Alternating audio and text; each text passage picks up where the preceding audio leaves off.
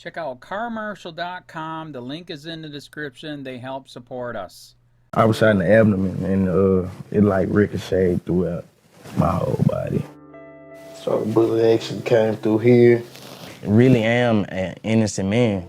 I didn't do anything wrong. I wasn't found with anything, no drugs in my system or none of that, you know. I had my hands up, I did everything I was supposed to do, you know, and I had to suffer. Like, my whole life has been altered because of this situation. Before the shooting, I was extremely talented at sports. Like, that's the only thing that I knew. So it was like, after that, it was like, I had to make a whole new plan and, you know, go from there. It's just like, as far as any like police car or whatever, it just makes me just, you know, shake and just, you know, think about it. So it's just really just a constant flashback that I go through like on a daily basis.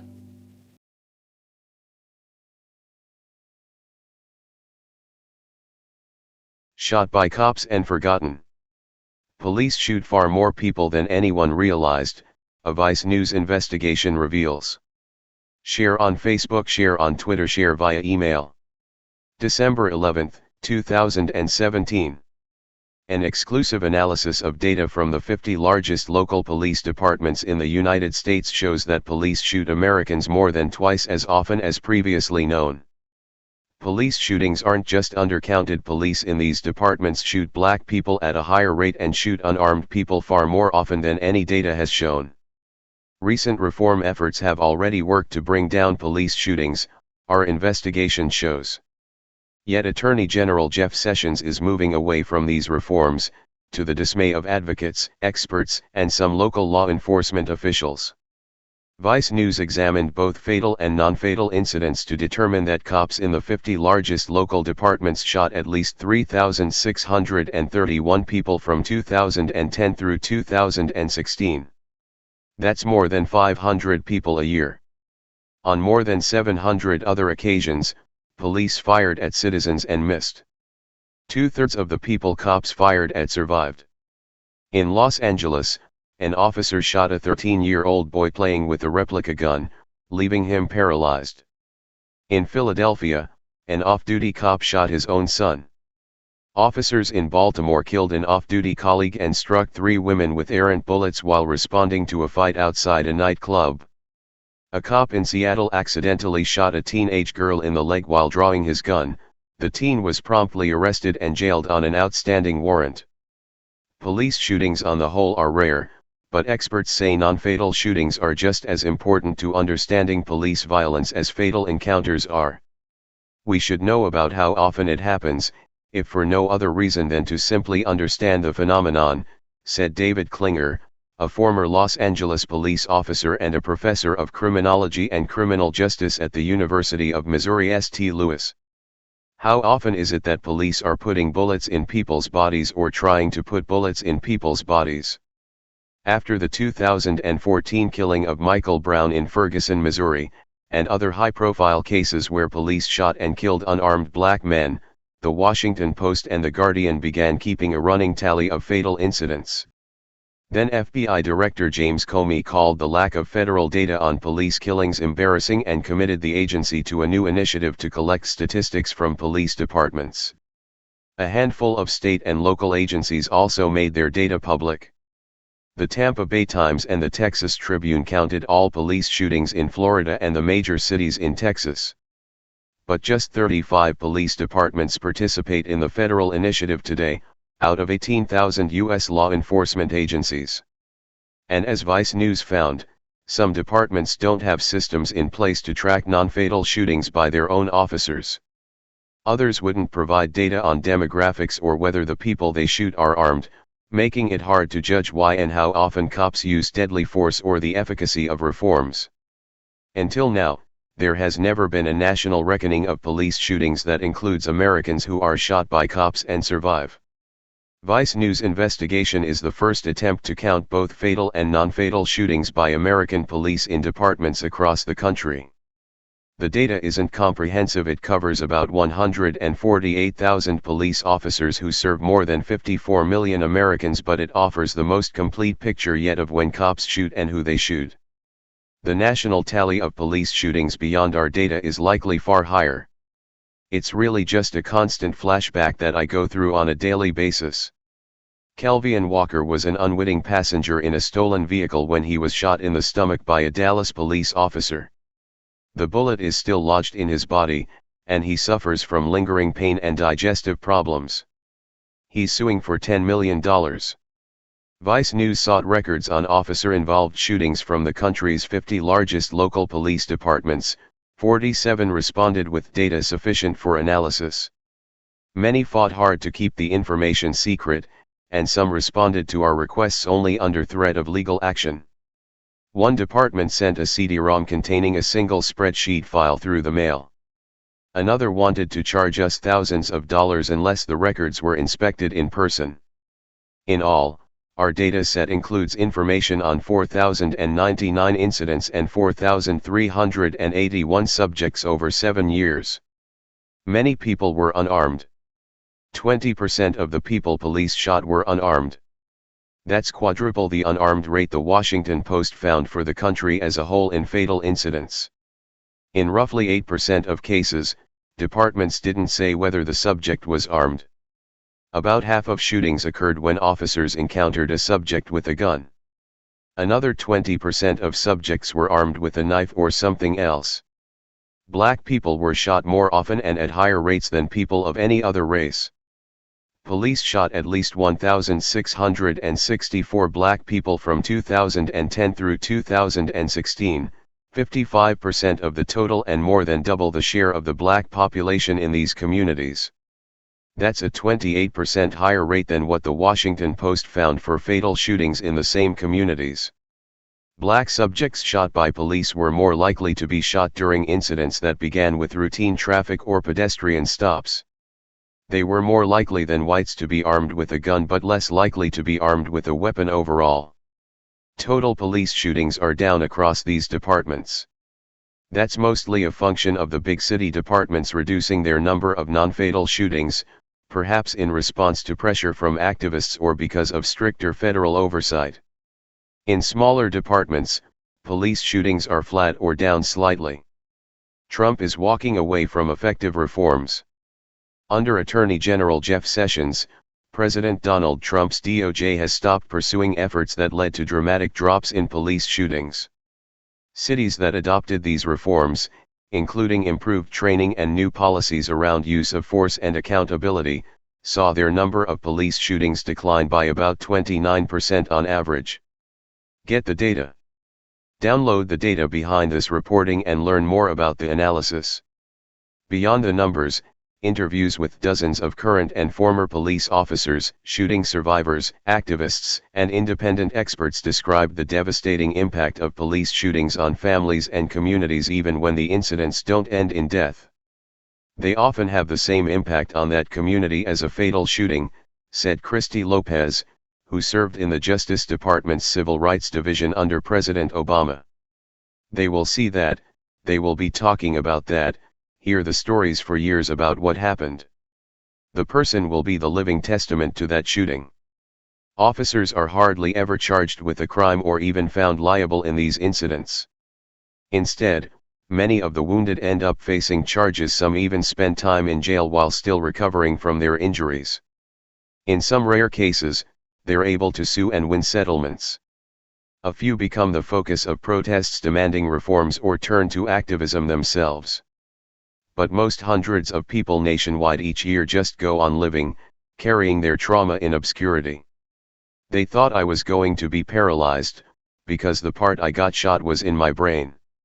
Dean Thony Cunningham survived being shot in the back of the head by a Fulton County police officer thanks to at least a dozen surgeries, years of rigorous therapy, and the help of his mom, Felice Cunningham, who quit her job to care for him. One of the most urgent questions about police shootings and one of the hardest to answer is what role racial bias plays when cops pull the trigger. Non-fatal shootings are key to answering that question. More than a dozen departments did not release data on race or said they did not keep it. Race information was available for about 68% of incidents and 3,032 subjects. This data shows a much graver impact on black people than previous efforts to track police shootings have shown. Police shot black people 2.5 times more often than white people. Police shot Hispanics slightly more often than whites, and Asians far less often than any other race. Keep in mind that more people of color live in these communities than in the country as a whole, so rates are likely to be higher. Cases where cops shoot unarmed people often draw outrage, and looking only at fatal shootings excludes many of these. Nearly 400 unarmed people were shot by cops in this data. In another 8% of cases there was no information about whether the subject was armed, but these people were probably unarmed, since police have good reason to record every armed subject. 12 departments, including Chicago and Los Angeles, didn't reliably provide the armed status of the people police shot, so they weren't included here. Nearly half of the unarmed people shot, 44%, were black. Police officers and some academics say shootings reflect local crime rates or how often police come into contact with certain groups, not racial bias. In their view, it's not fair to look at use of force by population alone. Nick Selby, a Texas police detective and author of In Context, Understanding Police Killings of Unarmed Civilians, said it's important to take into account the socioeconomic factors underlying crime and policing as well as the circumstances of each encounter. Deadly force has a disproportionate effect on non-white people, that's true, but non-white people disproportionately engage in behavior that is criminal and dangerous, Selby said. Blacks and Hispanics are arrested at higher rates than whites for both violent and nonviolent crimes, but the research is unclear on whether they are more likely to commit them. Information about the circumstances of police shootings usually comes directly from departments, which have the opportunity to exaggerate or omit key details. As we've seen, that account has many times been called into question, said Samuel Siniangwe, a co-founder of Campaign Zero, a group that advocates for police reform. In one notorious case, the Chicago police officers involved in the shooting of Laquan McDonald in 2014 said the black teen assaulted them with a knife. That version of events was accepted until dashcam footage released the following year showed that McDonald was walking away when an officer shot him 16 times.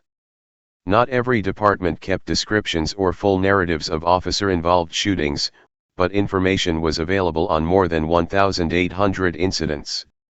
1/5 of the shootings of black people began as relatively innocuous pedestrian or traffic stops, compared to 16% for white people. On the other hand, blacks shot by police were more likely to be committing a robbery or involved in a shooting.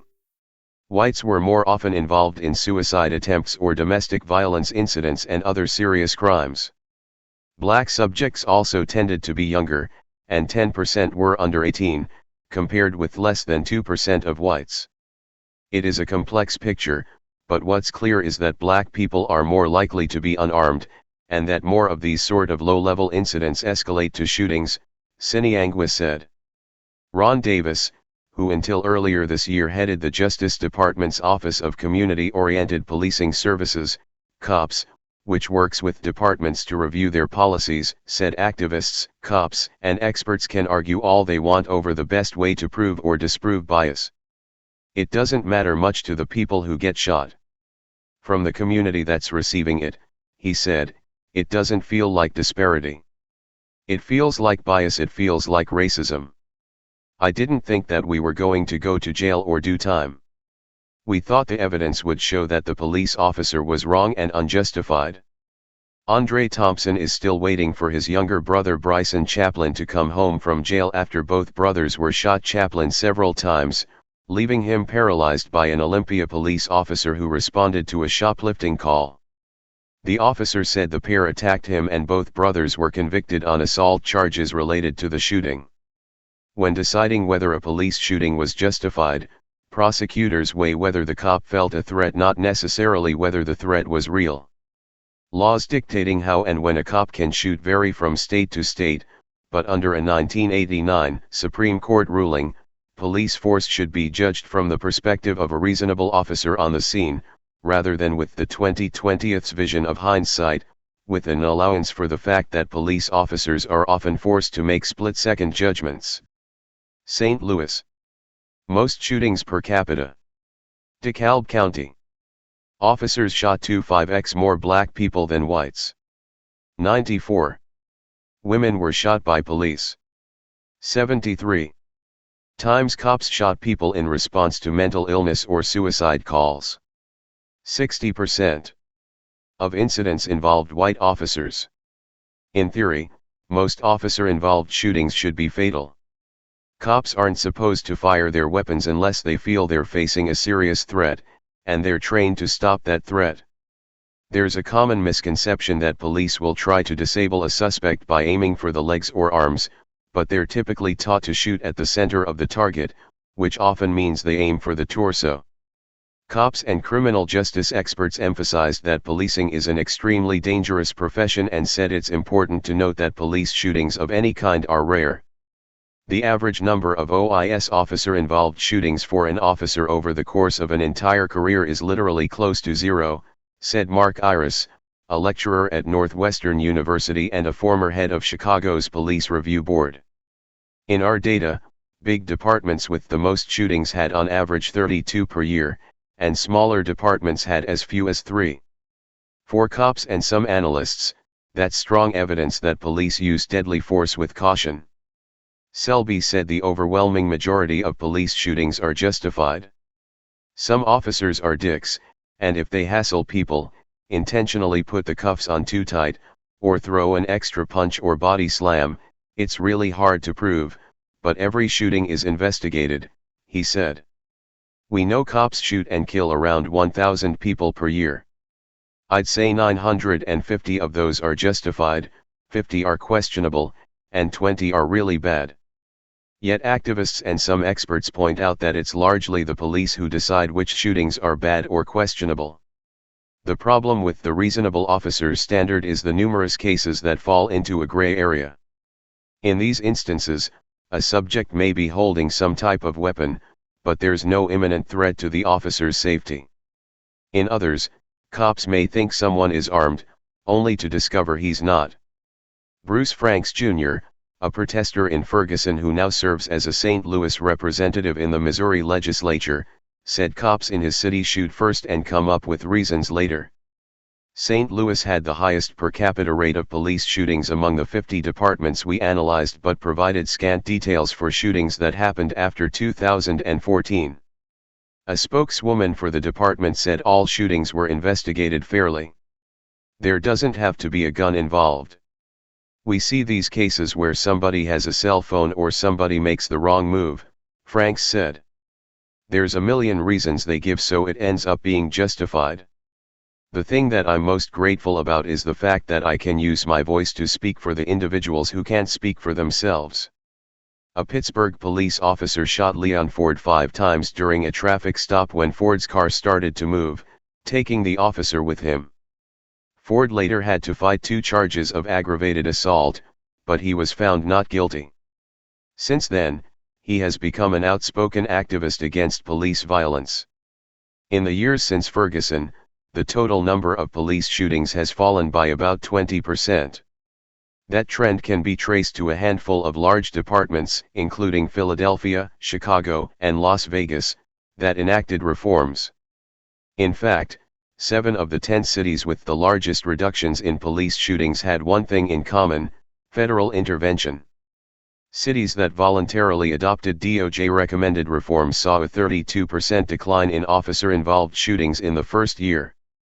The police departments that were forced to take on reforms through binding agreements with the DOJ saw a 25% decline that year, including Baltimore, whose agreement began this year.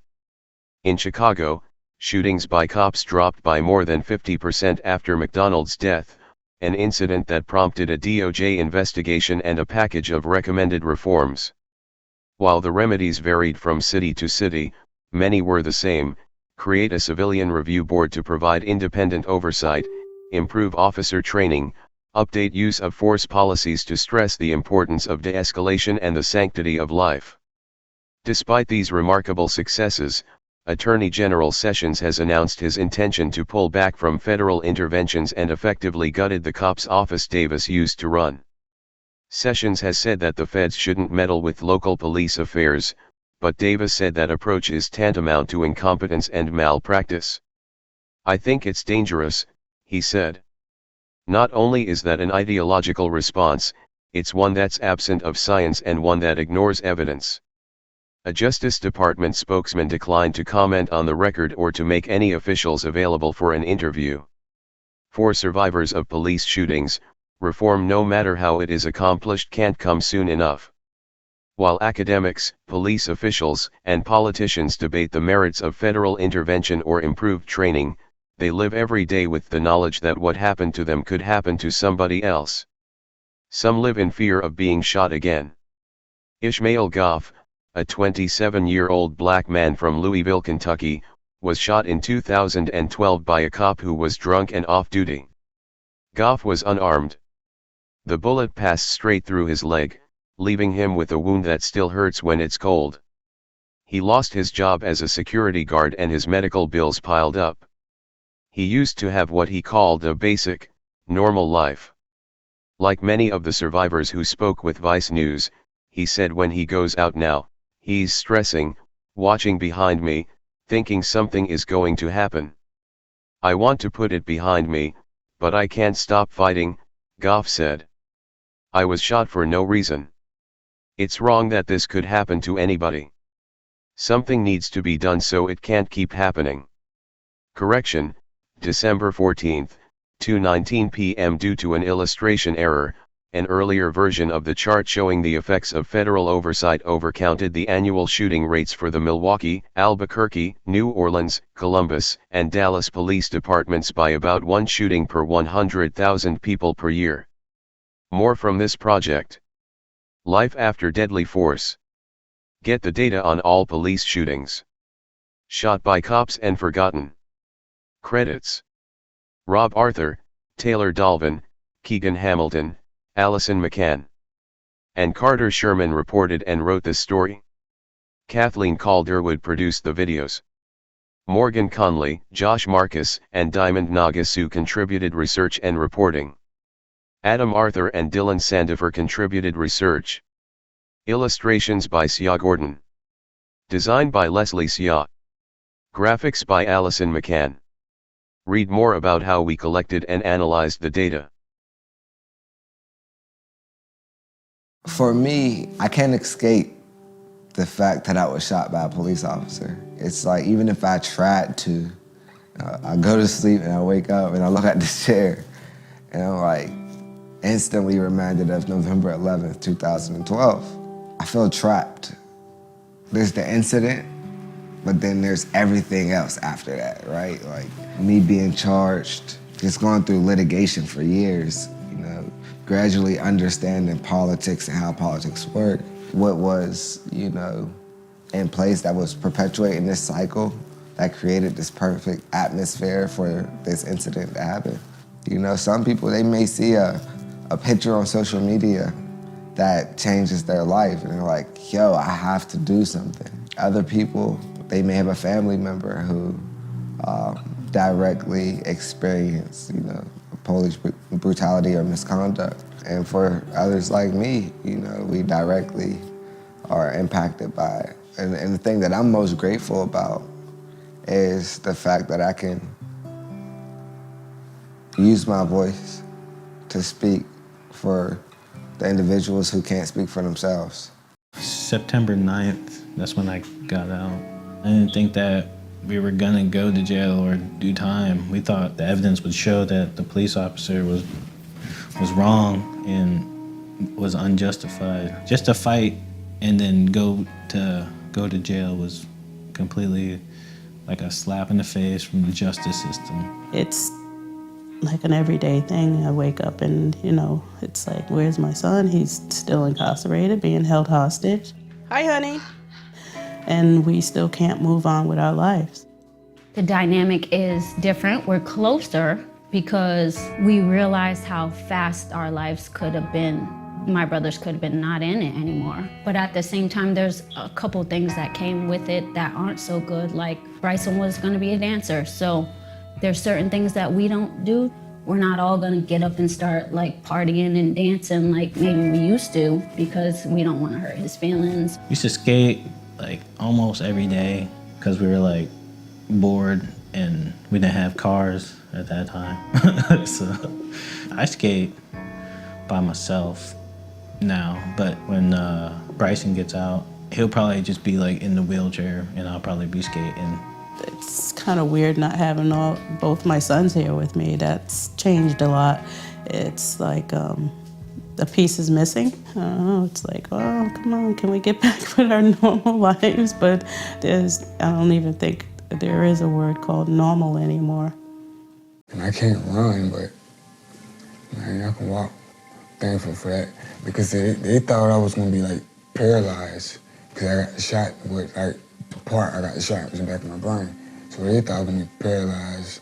My life has changed significantly. I resigned from my position with my job to take care of my son. I homeschool my son. I'm just there. I was probably in a wheelchair for like 2 years, man. And then came to walk for like a year and a half apiece, so that makes 5. I forgot everything. I couldn't even write my name. I know how he used to do things. And so when I don't see a certain little tick that he does, when I don't hear a certain little sound that he used to make, all those feelings start coming up again, because you're like, he's not doing that anymore because of what happened. I don't remember what exactly happened to me that night, or actually that morning. But yeah, I was told that I did cooperate, had my hands up behind my head, but somehow I still got shot. All I can do is just pray for everybody get better, hopefully. But it's just the end time what we're living in. Hey Charlotte County, this is Charlotte County Cop Watch, and I wanted to explain what fair use is. You can use pieces of news articles if you're doing it for news reporting, you have commentary, and you're doing it for education purposes. So that's what fair use is, as you can see right here. Another reason why I wanted to make this video is to let you know I have just joined with Patreon. A nice thing with Patreon, I make no money on YouTube. They took the money away years ago, and so this is another way to give, and it's a nice thing too, because you can give monthly. You can give $1, $5, $10, whatever. I do 4 to 5 hours a day on trying to wake the sheep up on how corrupt it is and different ways that you can fight the corruption. So Patreon is a way that you can do it, and then of course the old way is still there. Donate to Sheriff County Cop Watch with PayPal or credit card.